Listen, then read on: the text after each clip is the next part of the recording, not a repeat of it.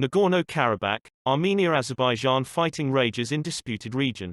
Fierce fighting between Armenian and Azerbaijani forces is raging on in the disputed Nagorno-Karabakh region, with each side claiming an upper hand.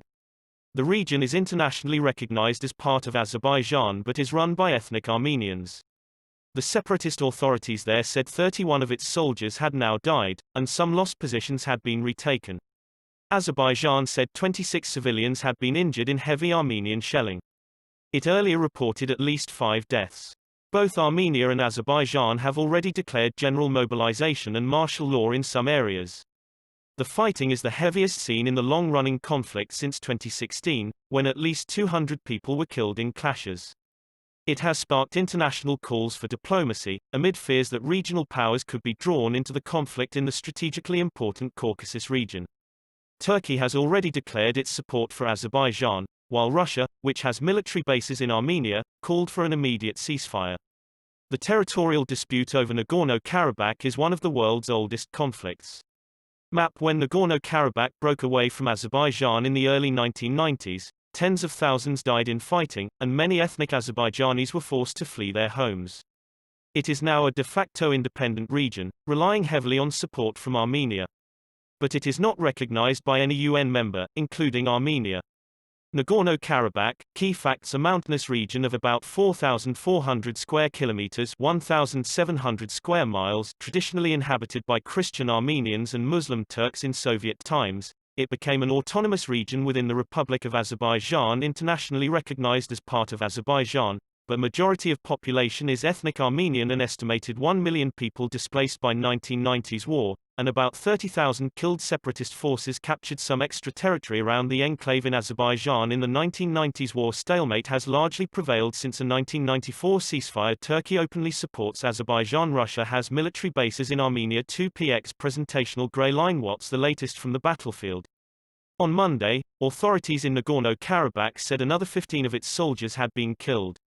It had reported 16 fatalities among the military on Sunday. More than 100 people have been wounded. The self-proclaimed republic also said its forces had destroyed 4 Azeri helicopters, 36 tanks and armored personnel vehicles, according to the Armen press news agency.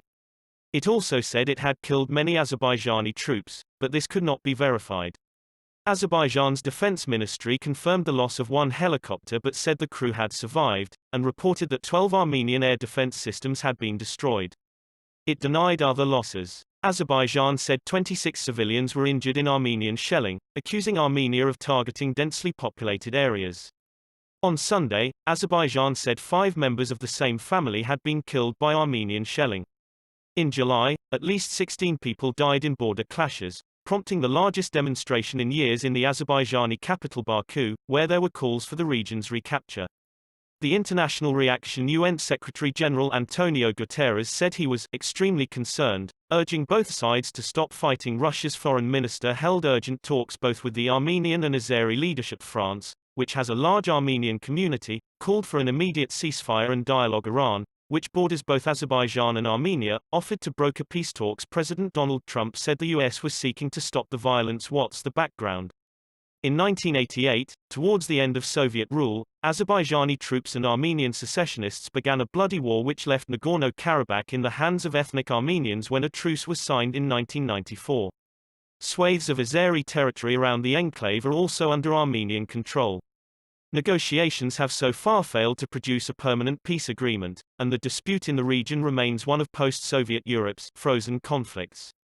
Karabakh is the Russian rendering of an Azeri word meaning black garden, while Nagorno is a Russian word meaning mountainous. Ethnic Armenians prefer to call the region Artsakh, an ancient Armenian name for the area.